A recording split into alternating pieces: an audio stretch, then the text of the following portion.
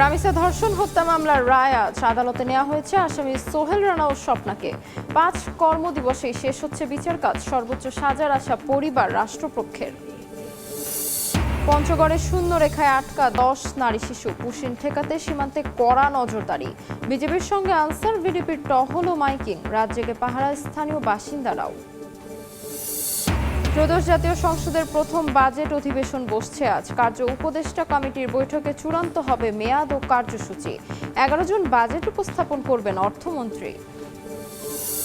কফিনবন্দি হয়ে দেশে লেবাননের ড্রোন হামলায় নিহত ২ বাংলাদেশি। পরিবারের কাছে লাশ হস্তান্তর। প্রবাসীদের নিরাপত্তায় কাজ করছে সরকার।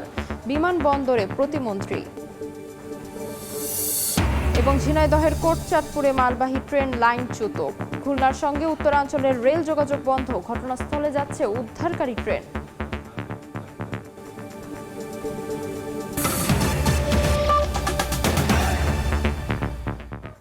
সময় সংবাদের সঙ্গে আছে আমি তাজমিলা খান।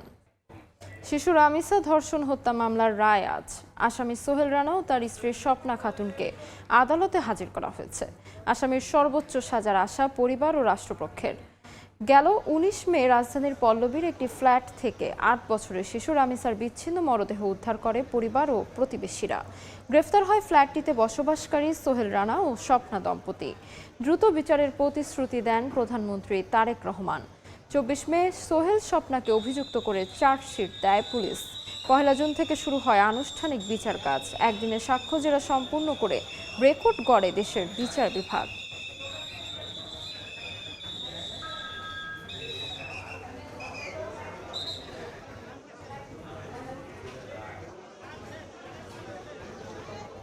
এনে বিস্তারিত জানাতে ঢাকা মহানগর দায়রা জজ আদালতে আছেন সহকর্মী আসিফ মোহাম্মদ সিয়াম। সরাসরি যাচ্ছি তার কাছে। অনেক পরে রামিসা হত্যা মামলার রায় ঘোষণা করা হবে এবং সেই রায়ের জন্য আজ কিছুক্ষণ আগেই আসামি সোহেল রানা এবং তার স্ত্রী স্বপ্নাকে আদালতে আনা হয়েছে। তারা এই মুহূর্তে আদালতের হাজতখানায় আছেন।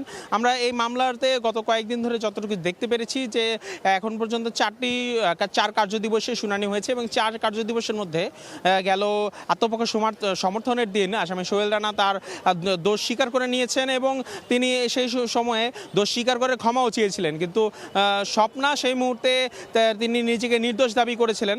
যদিও বিভিন্ন সাক্ষ্য প্রমাণে উঠে এসেছে যে স্বপ্না তিনি সরাসরি হত্যা না করলেও সোহেল রানাকে তিনি সেই হত্যাকাণ্ডে সহযোগিতা করেছিলেন এবং সোহেল রানাকে পালাতে সাহায্য করেছিলেন। এই সময় আদালত তাকে স্বপ্নাকে এও বলেছিলেন যে যেহেতু তিনি সেই অপরাধে যেহেতু স্বপ্নাকে সোহেল রানাকে স্বপ্না সহযোগিতা করেছেন সেহেতু স্বপ্না সমানভাবেই এই অপরাধে দোষী হবেন এবং যদি কোনো শাস্তি দেওয়া হয় তাহলেও তার বিরুদ্ধে সামান্য অপরাধের শাস্তি আসতে পারে, এমন একটি কথা আদালতে তখন উঠেছিল। এবং সেই প্রেক্ষিতে রাষ্ট্রপক্ষের আইনজীবীরাও সাংবাদিকদের জানিয়েছেন যে ২ আসামি এখানে সমান অপরাধী এবং তারা সমানভাবেই তাদের সাজা তারা পেতে পারেন এবং সেই সাজা তারা আত্মপক্ষ যুক্তিতর্ক সমর্থনের দিন তারা সর্বোচ্চ শাস্তি মৃত্যুদণ্ড আবেদন করেছিলেন। যদিও এই সময় রাষ্ট্রপক্ষ একটি যুক্তি দাঁড় করিয়েছিলেন যে যদি যখন অপরাধটি সংঘটিত হচ্ছিল তখন স্বপ্না যদি বাধা দিতেন কিংবা আশপাশে যদি জানাতেন তাহলে হয়তোবা রামিসা ওই মুহূর্তে ধর্ষণ হতো না কিংবা অন্তত তার জীবনটা বাঁচানো যেত। কিন্তু স্বপ্না সম্পূর্ণই নির্বাক ছিলেন এবং তার সোহেলকে ওই সময় সে সহযোগিতা করেছিলেন এবং তাকে পরবর্তীতে পালাতেও সাহায্য করেছিলেন। যে প্রেক্ষিতে আদালতে বেশ কিছু সাক্ষ্য এখানে হাজির করা হয়েছিল। যে সাক্ষ্যরা জানিয়েছিলেন যে স্বপ্না যে ওই সময়ে শুধুমাত্র স্বপ্নাই সেই ফ্ল্যাটে উপস্থিত ছিলেন এবং সেই ফ্ল্যাটের জানালা থেকে যে সোহেল রানা পালিয়ে গিয়েছিল সেই সাক্ষ্য আদালতে আনা হয়েছিল। পরবর্তীতে সুরতহাল কর্মকর্তাও নিশ্চিত করেছিলেন যে ময়নাতদন্তে পাওয়া গেছে যে রামিসাকে যে ধর্ষণ করা হয়েছিল, ধর্ষণের পর তাকে মর্মান্তিকভাবে তাকে হত্যা করা হয়েছিল এবং তার মরদেহ বিচ্ছিন্ন করা হয়েছিল হয়েছিল যেন গুম করা হয়। তো চার্জশিটেও এই সকল অভিযোগ সেখানে রাখা হয়েছিল। সোহেলের বিরুদ্ধে ধর্ষণ, হত্যা এবং মরদেহ গুম করার চেষ্টা, এছাড়া স্বপ্নার বিরুদ্ধে হত্যা, মরদেহ গুম করার চেষ্টা এবং সোহেলকে পালাতে সাহায্য করার চেষ্টা, এই ধরনের অভিযোগগুলো তাদের বিরুদ্ধে আনা হয়েছিল। যে অভিযোগগুলোর যদিও রাষ্ট্রপক্ষ দাবি করেছে যে অভিযোগগুলো তারা পরিপূর্ণভাবে প্রমাণ করতে সমর্থ হয়েছেন। তো এই অভিযোগগুলো যদি আদালতে গৃহীত হয় তাহলে আজ ধারণা করা যাচ্ছে যে আসামিদেরকে সর্বোচ্চ সাজা অর্থাৎ মৃত্যুদণ্ডের রায় তাদের বিরুদ্ধে আসতে পারে, এমন একটি ধারণা করা যাচ্ছে। যেহেতু 19 মে যখন এই ঘটনাটি ঘটে রাজধানীর পল্লবীতে, তখন আমরা দেখেছি যে সারা দেশেই একটি চাঞ্চল্যের সৃষ্টি হয়। সকলেই বিচার নিয়ে প্রশ্ন তোলেন, রামিসার পরিবারও তখন বিচার নিয়ে প্রশ্ন তোলেন। এই মুহূর্তে আমরা দেখেছিলাম যে প্রধানমন্ত্রী তারেক রহমান রামিসার বাসায় গিয়েছিলেন এবং তার পরিবারকে সুবিচারের নিশ্চয়তাও প্রধানমন্ত্রী দিয়েছিলেন। সেই প্রেক্ষিতে এই মামলাটিতে এত দ্রুততার সহিত বিচার কাজ চলে এবং শুধুমাত্র 5 কর্মদিবসেই আজ রায় ঘোষণা হতে যাচ্ছে, যেটি একটি দৃষ্টান্ত করবে দেশের বিচার বিভাগে। তা আমার কাছে এই ছিল সর্বশেষ। মহানগর দায়রা জজ আদালত থেকে সরাসরি যুক্ত ছিলাম। মাত্র 5 কর্মদিবসেই সম্পূর্ণ হচ্ছে শিশু রামিসা ধর্ষণ হত্যা মামলার বিচার কাজ। সরকারের সদিচ্ছার কারণেই দ্রুত নিষ্পত্তি সম্ভব হয়েছে বলে দাবি রাষ্ট্রপক্ষের আইনজীবীর। তবে শুধু রামিসাই নয়, বিচারের এই ধারা ভবিষ্যতে অব্যাহত রাখার পরামর্শ আইনজীবীদের। এতে জনমতে বিচার ব্যবস্থার প্রতি আস্থা ফিরে আসবে বলে মনে করেন তারা। আসিফ মোহাম্মদ সিয়ামের রিপোর্ট।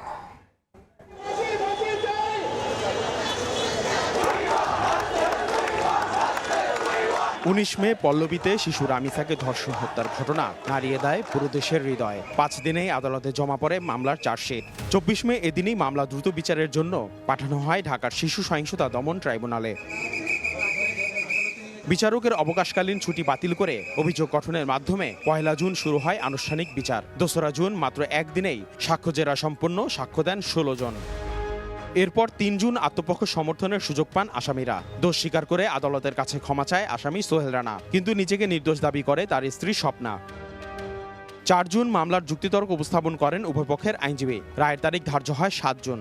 মাত্র 5 কর্মদিবসে ধর্ষণ হত্যা মামলা নিষ্পত্তির দৃষ্টান্ত গড়ে দেশের বিচার বিভাগ। সরকারের সদিচ্ছার কারণেই মামলার দ্রুত বিচার সম্ভব হয়েছে বলে দাবি রাষ্ট্রপক্ষের। সরকারের সদিচ্ছাকে আইন ও আইনের শাসন প্রতিষ্ঠার ক্ষেত্রে একটি মাইল ফলক ও দৃষ্টান্ত বিবেচনা জন্য ধন্যবাদ দিতে হয়। শিশু রামিসার মতো অন্যান্য ধর্ষণ মামলার দ্রুত বিচারের জন্য বিশেষ তদন্ত সংস্থার পরামর্শ দেন আইনজীবীরা। পাশাপাশি ফরেনসিক সহ অন্যান্য বিভাগ আরও উন্নত করার তাগিদও দেন তারা। যেভাবে করে রামিসা হত্যা মামলাগুলোর বিচার হয়েছে সেই রকম বিচারটাই আমরা আসলে প্রতিটা মামলায় দেখতে চাই। তবে প্রতিটা মামলায় যেন সুষ্ঠুভাবে তদন্ত করা হয়। বিশেষ করে বাচ্চাদের যে রেপ কেসগুলো, সেগুলোর জন্য আলাদা এজেন্সি থাকা দরকার। শিশু ধর্ষণ ও সহিংসতার মামলায় রামিসার ঘটনা এখন ন্যায় বিচার প্রত্যাশার প্রতীক। নিম্ন আদালতের রায়ের পর উচ্চ আদালতে গিয়ে যেন আইনি প্যাচে থমকে না থাকে বিচার, তারও নিশ্চয়তা চায় সাধারণ মানুষ। মোহাম্মদ সিয়াম, সময় সংবাদ, ঢাকা। এবার অন্য প্রসঙ্গ। পুশিন ঠেকাতে রাতেও সীমান্তে কঠোর অবস্থানে বিজিবি। তাদের সঙ্গে পাহারা দিচ্ছেন স্থানীয়রাও। সতর্কতা বাড়াতে করা হচ্ছে মাইকিং। চাঁপাইনবাবগঞ্জে বিজিবির সঙ্গে টহলে যুক্ত হয়েছে আনসার ভিডিপি সদস্যরা। সীমান্তের সুরক্ষায় দিনের পাশাপাশি রাতেও কঠোর অবস্থানে বর্ডার গার্ড বাংলাদেশ। চলছে টহল ও মাইকিং। সিলেটে অবৈধ প্রবেশ ও পুশিন প্রতিরোধে রাতেও নিজেদের অবস্থানে জানান দিচ্ছে বিজিবি। সহযোগিতায় হাত বাড়িয়ে দিয়েছে সীমান্ত এলাকার বাসিন্দারাও। নদীর দিয়ে কোনো পুশিং এর চেষ্টা করলে আমরা সাথে সাথে বিজিবিকে খবর পাঠাই। আমরা গ্রামবাসী যথাযথ হেল্প করতেছি বিডিআর বা আমরা নিজেরা রাত জেগে পাহারা দিচ্ছি যাতে কোনো ধরনের পুশিং না হয় আমাদের ওইদিকে। বিজিবি এই বর্ডারের অতিরিক্ত টহলে সচেতন অবস্থায় যা এদিকে কোনো এমন ধরনের ঘটনা ঘটে নাই। দিনাজপুরের হিলিতে 5 ভারতীয় নাগরিককে পুশিনের চেষ্টার পর থেকে সীমান্তের বিভিন্ন পয়েন্টে টহল বাড়ায় বিজিবি। স্থানীয় বাসিন্দা ও গ্রাম পুলিশ সদস্যদের সঙ্গে নিয়ে বাড়িয়েছে পাহারা। দেশ রক্ষার জন্য, আমরা জীবনবাসীর জন্য এখানে আমরা রাত জেগে ডিউটি করতেছি। বিজিবির সঙ্গে আমরা কঠোর নিরাপত্তা দেব, আমরা সরকারি নির্দেশনা ফলো করে যাব। এখানে আমরা বিজিবির সঙ্গে গোটা গ্রামবাসী ডিউটি দিচ্ছি যেন ওই পার থেকে কোনো লোকজন না আসে, কোনো মাদকদ্রব্য না আসে। এদিকে পুশিন ঠেকাতে চাঁপাইনবাবগঞ্জে শনিবার সন্ধ্যা থেকে বিজিবির সঙ্গে টহলে যোগ দেয় আনসার ভিডিপি সদস্যরা। সুনামগঞ্জের কাঁটাতারের বেড়াহীন এলাকাগুলোতেও জোরদার করা হয় টহল। বিকেলে লালমনিরহাটের পাটগ্রামে কাঁটাতারের গেট খুলে মানসিক ভারসাম্যহীন এক ব্যক্তিকে বাংলাদেশে পুশিনের চেষ্টায় উত্তেজনা ছড়িয়ে পড়ে পুরো এলাকায়। লাঠিসোঁটা নিয়ে ধাওয়া দেয় এলাকাবাসী। এর আগে শনিবার সকালে মেহেরপুর দিয়ে 6 জনকে ঠেলে পাঠানোর চেষ্টা করে ভারতীয় সীমান্তরক্ষীরা, তবে তা রুখে দেয় বিজিবি। তানজিনা তাসনিম, সময় সংবাদ। সুনামগঞ্জের 120 কিলোমিটার সীমান্ত এলাকায় পুশিন ও অবৈধ অনুপ্রবেশ বন্ধে সতর্ক অবস্থানে বিজিবি। সীমান্তের ডলুরা এলাকায় আছে সহকর্মী হিমাদ্রি শেখর ভদ্র, সরাসরি যুক্ত হচ্ছি তার সঙ্গে। হিমাদ্রি, আমি আছি সুনামগঞ্জ সদর উপজেলার জাহাঙ্গীরনগর ইউনিয়নের মিরেরচর এলাকায়। এই মিরেরচর থেকে প্রায় 3.5 কিলোমিটার দূরে কিন্তু ভারতের সীমান্তরক্ষী বাহিনীর অবস্থান এবং সেখানেই কাঁটাতারের বেড়া। যদি সুনামগঞ্জের সার্বিক অবস্থাটা বলি, সারা দেশে যখন পুশিনের মতো ঘটনা শুরু হয়েছে তখন থেকেই সুনামগঞ্জের বিজিবি এবং এই এলাকার গ্রামবাসী সহ আনসার বাহিনী নিয়ে এই এলাকা পুরো 120 কিলোমিটার সীমান্ত এলাকায় ডিউটি করছে এবং পুরো দিন রাত ডিউটি করছে এবং তারা জানিয়েছে যে এখন পর্যন্ত সুনামগঞ্জের কোনো সীমান্তে অনুপ্রবেশ ঘটেনি এবং কোনো ধরনের কোনো অপ্রীতিকর ঘটনা ঘটেনি। বিজিবি যেটা জানিয়েছে যে সীমান্তে পুশিন এবং অনুপ্রবেশের ঘটনা ঠেকাতেই মূলত তারা এই উদ্যোগ নিয়েছেন। এর বিজিবির সাথে যোগ দিয়েছে গ্রামবাসী এবং আনসার বাহিনী। যদি বলি সুনামগঞ্জের সীমান্ত এলাকায় প্রায় 5টি নদী রয়েছে, এই নদীগুলিতে কোনো কাঁটাতারের বেড়া নেই। পাশাপাশি এই মেঘালয়ের দুর্গম এলাকাগুলিতেও কিন্তু অনেক জায়গায় কাঁটাতারের বেড়া নেই। সেই কাঁটাতারের বেড়াবিহীন জায়গা দিয়েই পুশিনের একটা সম্ভাবনা রয়েছে। সেই সম্ভাবনা থেকে কিন্তু এই অতিরিক্ত সতর্কতামূলক ব্যবস্থা নিয়েছেন এবং বিজিবি সর্বাত্মকভাবে পুশিন রোধ করতে একটা কার্যকর পদক্ষেপ নিচ্ছেন এবং বিজিবি সদস্যরা প্রত্যেক দিনই কিন্তু পালা বদল করে ডিউটি করছেন এবং এই বিজিবি বিজিবি জানিয়েছে যে সুনামগঞ্জের 3টি সীমান্ত 3টি জেলায়, অর্থাৎ কিছু 120 কিলোমিটার সীমান্ত 3টি জেলায়, সিলেট, নেত্রকোনা এবং সুনামগঞ্জ অধীনে আন্ডারে। এর মধ্যে সুনামগঞ্জের 90 কিলোমিটার সীমান্ত রয়েছে এবং সুনামগঞ্জের 90 কিলোমিটার সীমান্ত কিন্তু 28 ব্যাটালিয়নের অধীনে 19টি বিওপি সেখানে কাজ করছে এবং 19টি বিওপিতেই এখন অতিরিক্ত সতর্কতা এবং টহল জোরদার করা হয়েছে। তারা দিনরাত টহল দিচ্ছে। তো এই ছিল সুনামগঞ্জের সীমান্ত এলাকা থেকে সীমান্তের পুশিন এবং অনুপ্রবেশের বন্ধে বিজিবির কার্যকর পদক্ষেপের খবর। সুনামগঞ্জ থেকে সরাসরি যুক্ত ছিলাম। এবার আসছে বাজেটের খবর।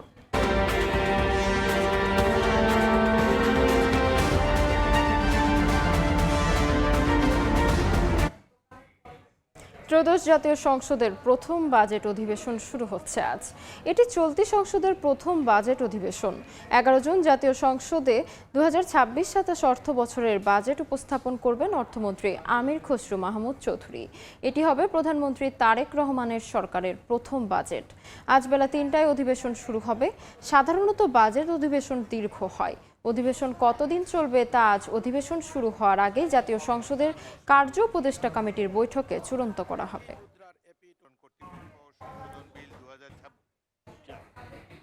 বাজেট আসে, বাজেট যায়। উন্নয়নের প্রতিশ্রুতি শুনলেও কাটে না ময়মনসিংহ অঞ্চলের নৃগোষ্ঠীদের জীবনের অবহেলা আর বঞ্চনা। নতুন সরকারের প্রথম বাজেট ঘিরে তাই প্রান্তিক জনগোষ্ঠীর চোখে এখন একরাশ স্বপ্ন আর প্রত্যাশা। টেকসই ও অবকাঠামোগত বরাদ্দের মাধ্যমে নৃগোষ্ঠীর প্রতি কার্যের রাষ্ট্রের নীতিগত পরিবর্তন প্রয়োজন বলে মনে করেন গবেষকরা। ওবায়দুল হকের রিপোর্ট, ছবি তুলেছেন গগন পণ্ডিত। মেঘালয়ের কুলঘেঁষা ময়মনসিংহের পাহাড়ি জনপদ, ঐতিহ্য আর বৈচিত্র্যময় সংস্কৃতির এক উর্বর ভূমি। বিভাগের 4 জেলার পাহাড় সমতলে যুগ যুগ ধরে গারো, হাজং, কোচ, বর্মন, ডালু সহ বিভিন্ন নৃগোষ্ঠীর বাস। তবে প্রকৃতির এই নান্দনিকতার সমান্তরালে নাগরিক অধিকারের প্রশ্নে তাদের জীবনে অবহেলা আর বঞ্চনা এখনও কাটেনি। ভূমি জটিলতা, সুপেয় পানির তীব্র সংকট, নাজুক যোগাযোগ ব্যবস্থা, শিক্ষা ও স্বাস্থ্যের অনগ্রসরতার পাশাপাশি মজুরি বৈষম্যও এসব মানুষের নিত্যসঙ্গী।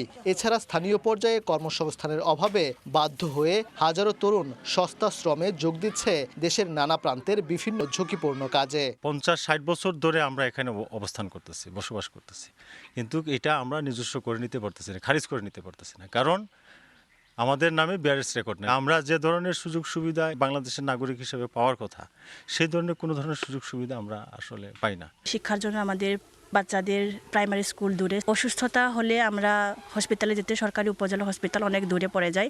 জীবনের আর কষ্ট কবে শেষ হবে?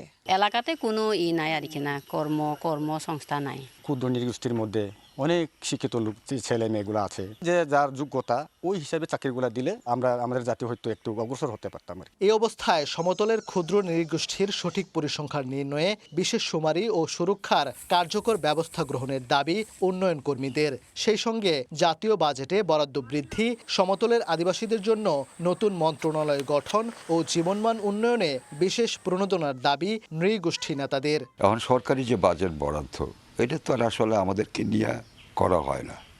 আমরা জানিও না আমাদের জন্য কতটুকু বরাদ্দ থাকে। তাদেরকে নিয়ে চিন্তা ভাবনা করতে হয়, উন্নয়ন পরিকল্পনা করতে হয়। তাহলে বোধহয় একটু অন্যভাবে অন্য মন্ত্রণালয়ে থাকলে পরে বিষয়গুলো আর একটু সুবিধা হবে, মনোযোগ দেওয়া যাবে একটু বেশি করে। বর্তমান যে পরিকল্পনা সরকারের, যে রেইনবো নেশন করা, সেখানে তাদেরকে সম্পৃক্ত করতে হলে তাদের সংস্কৃতি সুরক্ষার জন্য শিক্ষা ব্যবস্থার উন্নয়ন থেকে শুরু করে তারপরে কমিউনিটি সেন্টার থেকে শুরু করে এই বিষয়গুলি অগ্রাধিকার ভিত্তিতে উন্নয়ন পরিকল্পনায় করা দরকার। গবেষকদের মতে বাজেটে বরাদ্দ বৃদ্ধি করে টেকসই উন্নয়ন নিশ্চিতে কার্যকর পরিবর্তন আনা প্রয়োজন। বাজেটের বরাদ্দ যেতে হবে কাঠামোগত, সেই কাঠামোগত যদি শিক্ষার ক্ষেত্রে হয়, যে শিক্ষায় তারা বঞ্চিত হচ্ছেন, অবশ্যই বাজেটে তাদের জন্য শিক্ষার ক্ষেত্রে স্পেশাল অ্যালোকেশন দেবে। সেটা যদি চিকিৎসার জন্য হয় তাই। কিভাবে তাদের ভূমি অধিকার নিশ্চিত করা যায়, কারণ হলো সেখানে তারা যে আইনের আশ্রয় নেবেন, সেখানে কি আইনি সহায়তা দেওয়া যায় কিনা, এই বিষয়গুলি কিন্তু সত্যিকার অর্থে আলোচনায় আসা দরকার। বাংলাদেশ পরিসংখ্যান ব্যুরোর জনশুমারি ও গৃহগণনা 2022-এর চূড়ান্ত প্রতিবেদন অনুযায়ী ময়মনসিংহ বিভাগে মোট 1,31,447 জন ক্ষুদ্র নৃগোষ্ঠীর মানুষ বসবাস করেন। ওবায়দুল হক, সময় সংবাদ, ময়মনসিংহ। সময় সংবাদে আরও থাকছে। রাতের আঁধারে জাদুকাটা নদীর বালু উত্তোলন, হুমকির মুখে শিমুল বাগান সহ সুনামগঞ্জের বহু গ্রাম। প্রভাবশালীদের মদদেই চলছে অবৈধ কার্যক্রম, অভিযানের আশ্বাস।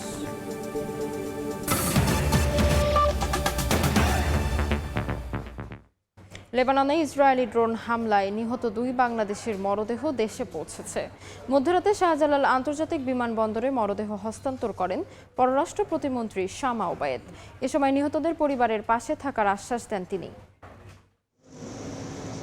শনিবার মধ্যরাতে দেশে আসে লেবাননে ইসরায়েলের ড্রোন হামলায় নিহত 2 বাংলাদেশি শফিকুল ইসলাম এবং নাহিদুল ইসলাম নাহিদের মরদেহ। সরকারের পক্ষ থেকে এ সময় উপস্থিত ছিলেন পররাষ্ট্র প্রতিমন্ত্রী শামা ওবায়েদ।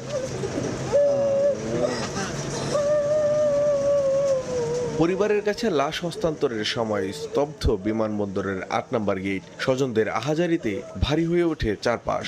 আমার দুটো মেয়ে রয়েছে, তাদের কি করে দেখবো, কি করে কি করবো আমি বলেন। আমার একটা ছেলেদের, আমি এই মানুষ, আমি কোনে কি করবো। বাপ মা 2 জন হচ্ছে গার্মেন্টস করতো, মানে ঋণ দেখ করি। ছেলের আশা বা সংসার আশা ছিল যে বিদেশটা কামাই করি, কোনো কিছু একটা ভবিষ্যৎ একটা করবে।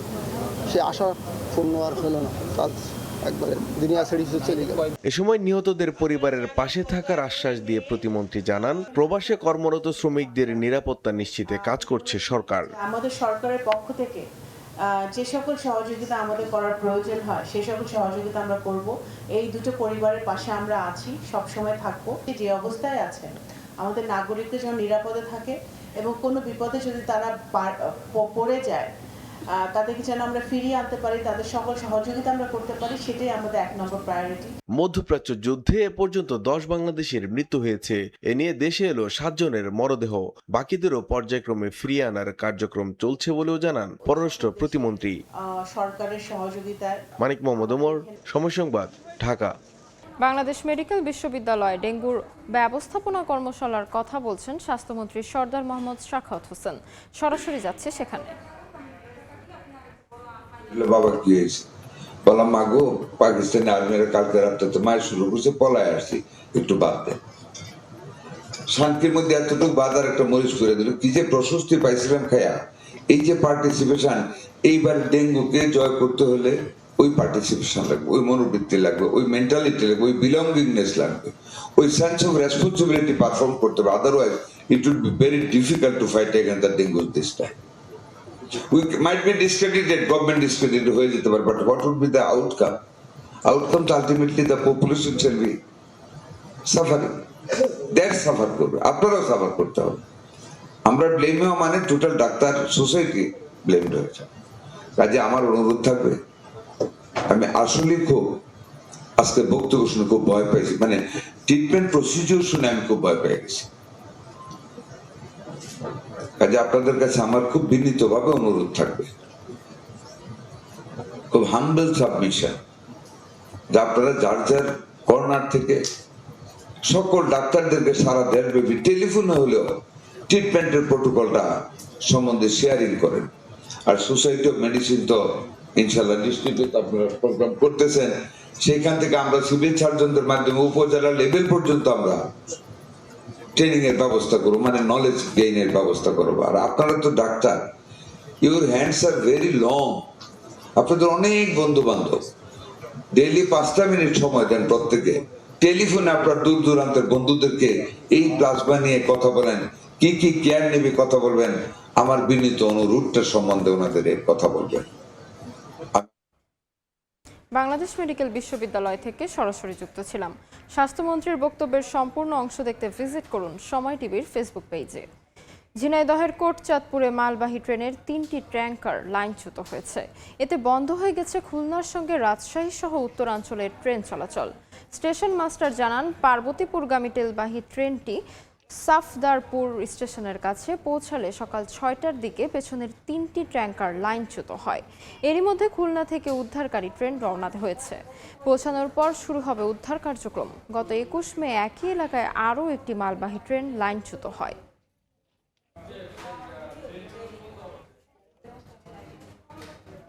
এ নিয়ে সর্বশেষ খবর জানাতে ঝিনাইদহ থেকে সরাসরি যুক্ত হচ্ছেন সহকর্মী লোটাস রহমান সোহাগ। সরাসরি যাচ্ছি তার কাছে। সোহাগ, 16 দিনের ব্যবধানে ঝিনাইদহের কোটচাঁদপুর সাফদারপুর রেল স্টেশন, সেই রেল স্টেশনে আবারও যে মালবাহী ট্রেন, সেই ট্রেন লাইনচ্যুত হয়েছে। আজকে সকাল 6টার দিকে যে কোটচাঁদপুরের সাফদারপুর স্টেশনের সাথেই লুপ লাইনে যখন এই তেলবাহী ট্যাঙ্কারটি এখানে আসে, তখন 3টি বগি লাইনচ্যুত হয় এবং এটি খুলনা থেকে পার্বতীপুরে যাচ্ছিল 29টি ট্যাঙ্কার নিয়ে। এবং এই লুপ লাইনে ঢোকার কিছু সময় পরে কিন্তু এই ট্রেনের 3টি যে ট্যাঙ্কার সে লাইনচ্যুত হয়েছে এবং এতে খুলনার সাথে রাজশাহী সহ উত্তরবঙ্গের যে ট্রেন চলাচল সেটি বন্ধ হয়ে গেছে। আমরা এখানে স্টেশনের কর্মকর্তা এবং এখানে যারা রেলের কর্মকর্তা আছে তাদের সাথে কথা বলছি। তারা বলছে প্রায় 200 ফুট রেলের যে লাইন সেটা ক্ষতিগ্রস্ত হয়েছে এবং ইতিমধ্যে ঈশ্বরদী থেকে একটি রিলিফ ট্রেন কিছু দূর স্টেশন থেকে কিছু দূর অবস্থান করছে এবং অপর একটি রিলিফ ট্রেন যেটা খুলনা থেকে আসবে সেটা আমাদের কালীগঞ্জ এই মোবারকগঞ্জ স্টেশনের এখানে অবস্থান করছে এবং সেই দুটো ট্রেন আসলে, রিলিফ ট্রেন আসলে হয়তো বা এখানে উদ্ধার কাজ শুরু হবে বলে এখানে কর্মকর্তারা জানিয়েছেন। আসলে জানিয়ে রাখি যে আগে গত 21 জুন কিন্তু এই স্টেশনের এই পাশেই কিন্তু এই একটি ট্রেনের যে মালবাহী ট্রেন সেই বগি লাইনচ্যুত হয়েছিল এবং তার কয়েকদিন পরে আবার এই ঘটনা ঘটলো। এবং এখানে যে ট্রেনের যে কর্মকর্তারা আছে তারা বলছেন যে লুপ লাইন যখন ট্রেনের 29টা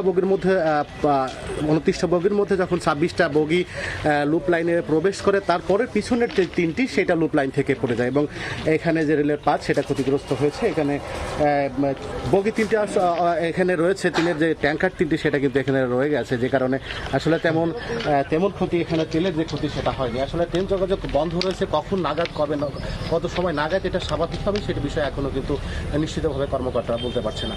তো এই ছিল আমার কাছে ঝিনাইদহের কোটচাঁদপুরের সাফদারপুর রেল স্টেশন, সেই রেল স্টেশনের থেকে সর্বশেষ। ঝিনাইদহ থেকে সরাসরি যুক্ত ছিলাম। রাতের আধারে সুনামগঞ্জের জাদুকাটা নদীর তীরে চলছে অবৈধভাবে বালু উত্তোলন। হুমকির মুখে পড়েছে পর্যটন কেন্দ্র শিমুল বাগান সহ অন্তত 20টি গ্রাম। স্থানীয়দের অভিযোগ, প্রভাবশালীদের মদদেই ট্রেজার ও বিভিন্ন যন্ত্র ব্যবহার করে নদীর তীর কেটে বালু উত্তোলন করছে একটি চক্র। হিমাদ্রি শেখর ভদ্রের তথ্যচিত্রে রিপোর্ট। জাদুকাটা নদীর তীর কেটে বালু উত্তোলনের প্রতিযোগিতা চলছে এভাবেই। গত কয়েক মাস ধরে দিনরাত স্থানীয়ভাবে তৈরি ড্রেজার, শ্যালো মেশিন, বেলচা ও বিভিন্ন যন্ত্রপাতি ব্যবহার করে নদীর তীর কেটে বালু বোঝাই করা হচ্ছে ছোট বড় নৌযানে। অবৈধ বালু উত্তোলনের কারণে নদীর পূর্ব ও পশ্চিম তীরের ঘাগটিয়া, মানিগাঁও, লামাশ্রম, রাজারগাঁও, সোহালা, মিয়ারচর, বারিকটিলা, লাউরিরগড়, বিন্যাকুলি ও গড়কাটি সহ অন্তত ২০ গ্রাম বিলীন হওয়ার ঝুঁকিতে পড়েছে। হুমকির মুখে রাস্তাঘাট, ঘরবাড়ি, শত কোটি টাকা নির্মাণাধীন সেতু, কৃষিজমি, সরকারি বেসরকারি স্থাপনা এবং শিক্ষা প্রতিষ্ঠান। অনেক ক্ষতিগ্রস্ত পরিবার তাদের বসতঘর ভেঙে ইট, টিন, কাঠসহ প্রয়োজনীয় সামগ্রী নৌকায় করে অন্যত্র সরিয়ে নিচ্ছেন। স্থানীয়দের দাবি, নদী যদি এভাবে কাটা অব্যাহত থাকে তবে খুব শিগগিরই বাগানের বড় অংশ নদীগর্ভে বিলীন হয়ে যাবে। দেশের বৃহত্তম শিমুল বাগানও এখন হুমকির মুখে। রাত্রিবেলা লুটপাট করে গাইতেছে, আমার বাড়ি ভাঙতেছে, আমি বাড়ির থাকতে পারি না পারি। শিমুল বাগান প্রায় নষ্টের দিকে চলে যাচ্ছে, আপনার গাছের কাছাকাছি চলে আসছে বাঙ্গন। পরিবেশ অধিদপ্তরের কর্মকর্তারা জানান, সীমিত জনবল ও প্রভাবশালীদের চাপের কারণে কার্যকর ব্যবস্থা নেওয়া কঠিন হয়ে পড়ছে। একই ধরনের মন্তব্য করেছে জেলা পুলিশও। রাতের বেলায় গভীর রাতে এগুলা ব্যবহার করে থাকে, যার জন্য আমাদের এই ক্ষুদ্র জনবল দিয়ে এগুলো প্রতিহত করা সম্ভব হয় না। এটি শুধু পুলিশের একার পক্ষে বন্ধ করা সম্ভব না, এক্ষেত্রে আরও যারা অন্যান্য স্টেক হোল্ডার আছে তাদেরও এগিয়ে আসতে হবে, একসাথে কাজ করতে হবে। তবে সুনামগঞ্জের জেলা প্রশাসক জানিয়েছে, অবৈধ বালু উত্তোলন বন্ধে শিগগিরই অভিযান পরিচালনা করা হবে এবং পরিস্থিতি নিয়ন্ত্রণে আনার উদ্যোগ নেওয়া হচ্ছে। সব বাহিনী মিলে একটা স্পেশাল ড্রাইভে যাওয়া যায় কিনা সেটা নিয়ে আমরা ভাবছি। হয়তো আমরা খুব দ্রুত একটা মিটিং করব, যা বিশেষ করে কোর কমিটির মিটিং করে আমরা একটা জয়েন্ট একটা ডিসিশন আমরা একটা নিব। অবৈধভাবে বালু উত্তোলন স্থানীয়দের ক্ষতির মুখে ফেলার পাশাপাশি পরিবেশগত ঝুঁকিও তৈরি করছে। সময় সংবাদ, সুনামগঞ্জ। দেখছেন সময় সংবাদ। প্রতিবছর বোরো মৌসুমে টানা বৃষ্টি ও পাহাড়ি ঢলে সুনামগঞ্জ সহ হাওর অধ্যুষিত ৭ জেলায় পানিতে তলিয়ে নষ্ট হয় হাজার হাজার হেক্টর জমির ধান।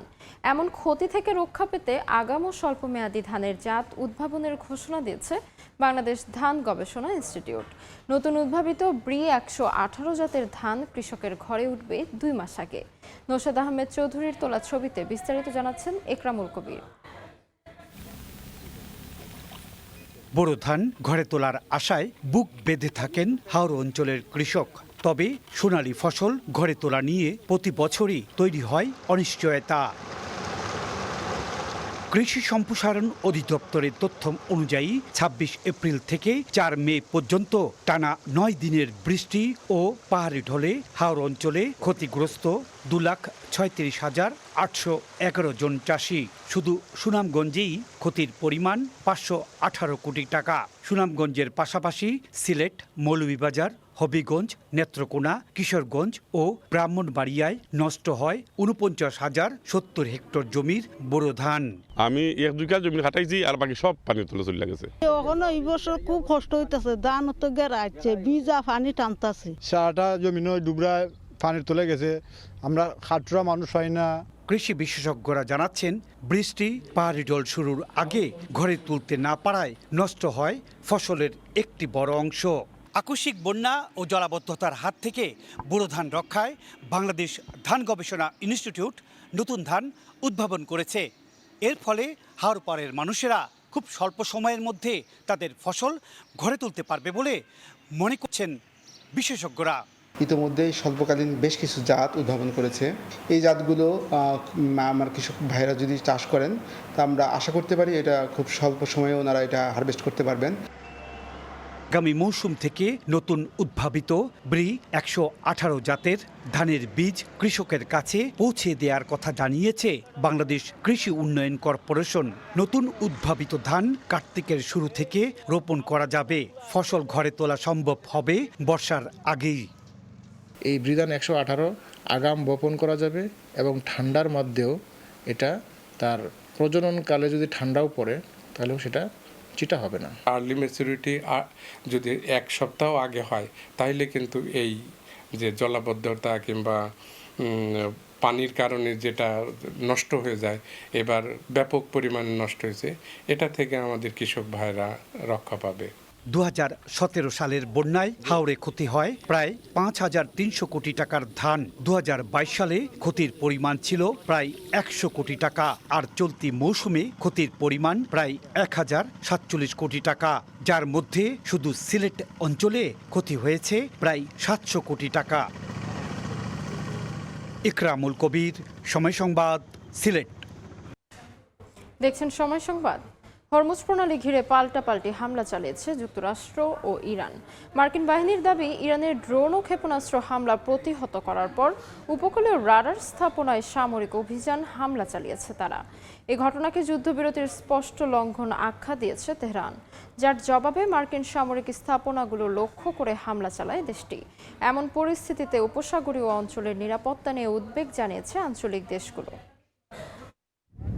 পাল্টাপাল্টি সামরিক উত্তেজনায় আবারও চাপের মুখে যুক্তরাষ্ট্র ইরানের যুদ্ধবিরতি। শনিবার মার্কিন সেন্ট্রাল কমান্ড সেন্টকম জানিয়েছে, হরমুজ প্রণালীর দিকে অগ্রসর হওয়া 4টি ইরানি ড্রোন ভূপাতিত করেছে যুক্তরাষ্ট্র। পরে গৌরুক ও কেশম দ্বীপে থাকা নজরদারি রাডার স্থাপনায় হামলা চালায় তারা। যুক্তরাষ্ট্রের দাবি, সামুদ্রিক হামলা প্রতিরোধ এবং আন্তর্জাতিক নৌপথের নিরাপত্তা নিশ্চিত করতেই এই পদক্ষেপ। একই সঙ্গে কুয়েত ও বাহরাইন লক্ষ্য করে ছোড়া ক্ষেপণাস্ত্র এবং ড্রোনও প্রতিহত করার কথা জানায় মার্কিন বাহিনী। তবে ইরান বলছে, রাডার স্থাপনায় হামলা যুদ্ধবিরতির সরাসরি লঙ্ঘন। রাষ্ট্রীয় সম্প্রচার মাধ্যম IRIVর তথ্য অনুযায়ী ইসলামিক রেভলিউশনারি গার্ড কর্পস বা IRGC এর জবাবে মার্কিন বিমান ঘাঁটি ও সামরিক স্থাপনাগুলোকে লক্ষ্য করে হামলা চালিয়েছে। ইরানের পররাষ্ট্র মন্ত্রণালয় বলছে, তাদের প্রতিক্রিয়া ছিল সতর্ক, দৃঢ় ও আনুপাতিক। কুয়েত জানিয়েছে, তাদের আকাশসীমায় প্রবেশ করা 7টি ব্যালিস্টিক ক্ষেপণাস্ত্র সফলভাবে প্রতিহত করা হয়েছে। বাহরাইনও 3টি ক্ষেপণাস্ত্র ও একাধিক ড্রোন ধ্বংস করার দাবি করেছে, যদিও কোনো হতাহতের ঘটনা ঘটেনি। কুয়েত, বাহরাইন, সৌদি আরব, সংযুক্ত আরব আমিরাত এবং মিশরে এই হামলার নিন্দা জানিয়েছে। তাদের আশঙ্কা, চলমান সংঘাত উপসাগরীয় অঞ্চলে নিরাপত্তা ও অর্থনৈতিক স্থিতিশীলতাকে হুমকির মুখে ফেলতে পারে। যুদ্ধ পুরোপুরি বন্ধে চলছে কূটনৈতিক তৎপরতাও। তেহরানে বৈঠক করেছেন পাকিস্তানের স্বরাষ্ট্রমন্ত্রী মোহসেন নকভি এবং ইরানের স্বরাষ্ট্রমন্ত্রী ইস্কান্দার মোমেনি। পাকিস্তানের প্রধানমন্ত্রী শেহবাজ শরীফ ও সেনা প্রধান আসিম মুনিরের বার্তা ইরানের সর্বোচ্চ নেতা মুজতফা খামেনির কাছে পৌঁছে দেওয়া হয়েছে। উভয় পক্ষই আঞ্চলিক শান্তি প্রতিষ্ঠায় সংলাপ ও কূটনৈতিক প্রচেষ্টা জোরদারের প্রয়োজনীয়তার উপর গুরুত্ব আরোপ করেছে। শিউলি রোসা, সময় সংবাদ। কঙ্গোতে ইবোলা পরিস্থিতি ভয়াবহ আকার নেওয়ার শঙ্কায় বড় আর্থিক সহায়তার ঘোষণা দিয়েছে যুক্তরাষ্ট্র। নতুন $3.80 কোটি বরাদ্দ নিয়ে সহায়তা ছাড়িয়েছে $20 কোটি। মার্কিন CDC বলছে, দ্রুত পদক্ষেপ না নিলে এই প্রাদুর্ভাব 2014 থেকে 16 সালের পশ্চিম আফ্রিকার ভয়াবহ ইবোলা সংকটকেও ছাড়িয়ে যেতে পারে। পরিস্থিতি মোকাবেলায় আন্তর্জাতিক সহযোগিতা জোরদার করার আহ্বান দিয়েছেন বিশ্ব স্বাস্থ্য সংস্থা। কঙ্গোতে ইবোলার নতুন প্রাদুর্ভাব ছড়িয়ে পড়ায় জরুরি ভিত্তিতে সহায়তা বাড়িয়েছে যুক্তরাষ্ট্র।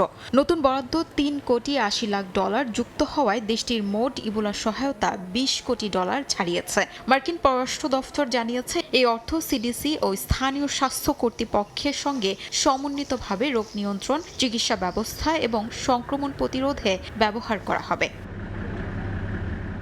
মার্কিন স্বাস্থ্য সংস্থা CDC সতর্ক করেছে, পরিস্থিতি নিয়ন্ত্রণে দ্রুত ও শক্তিশালী পদক্ষেপ না নিলে এটি ইতিহাসের সবচেয়ে ভয়াবহ সংকটের একটিতে পরিণত হতে পারে। সংক্রমিতদের আলাদা করা না গেলে এটি 2014-16 সালের পশ্চিম আফ্রিকার ইবোলা সংকটের সমান বা তার চেয়েও বড় হতে পারে বলে শঙ্কা প্রকাশ করে সংস্থাটি। ইতিমধ্যেই কঙ্গোতে মৃত্যু ও আক্রান্ত বাড়ছে বলেও জানিয়েছে স্থানীয় স্বাস্থ্য মন্ত্রণালয়।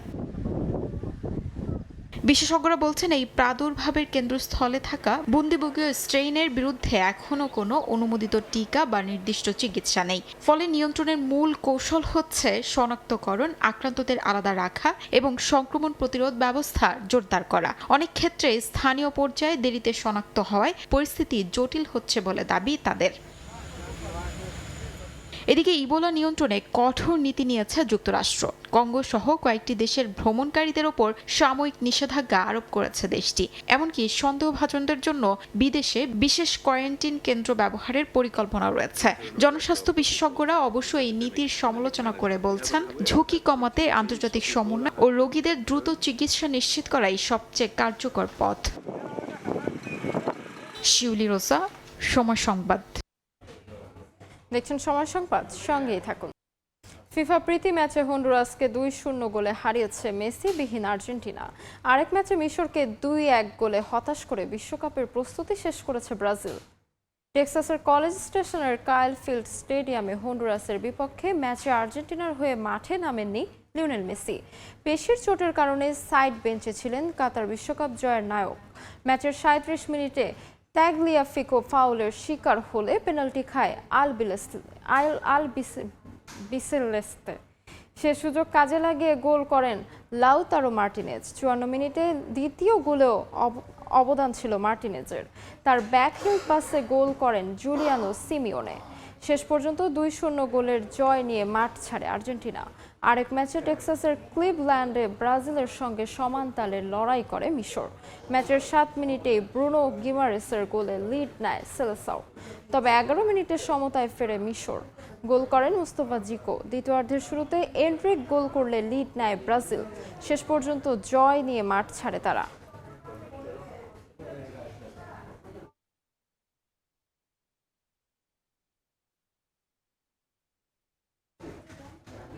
পুরো বিশ্ব ভ্রমণ করে বিশ্বকাপের ট্রফি এখন মেক্সিকো সিটিতে।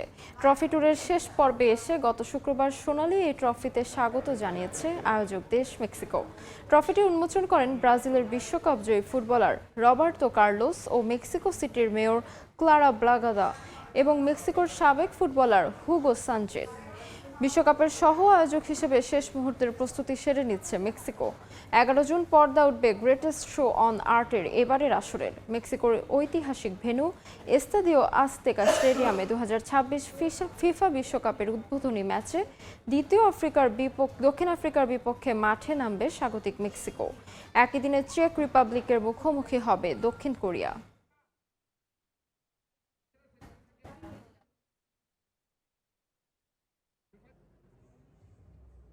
এ পর্যায়ে শীর্ষ সংবাদগুলো জানিয়ে দিচ্ছে আরেকবার। রামিসা ধর্ষণ হত্যা মামলার রায় আজ আদালতে নেওয়া হয়েছে আসামি সোহেল রানা ও স্বপ্নাকে। 5 কর্মদিবসেই শেষ হচ্ছে বিচার কাজ। সর্বোচ্চ সাজার আশা পরিবার ও রাষ্ট্রপক্ষের। পঞ্চগড়ে শূন্য রেখায় আটকা 10 নারী শিশু। পুশিন ঠেকাতে সীমান্তে কড়া নজরদারি। বিজেপির সঙ্গে আনসার ভিডিপির টহল ও মাইকিং। রাত জেগে পাহারায় স্থানীয় বাসিন্দারাও। এবং ত্রয়োদশ জাতীয় সংসদের প্রথম বাজেট অধিবেশন বসছে আজ। কার্য উপদেষ্টা কমিটির বৈঠকে চূড়ান্ত হবে মেয়াদ ও কার্যসূচি। 11 জুন বাজেট উপস্থাপন করবেন অর্থমন্ত্রী।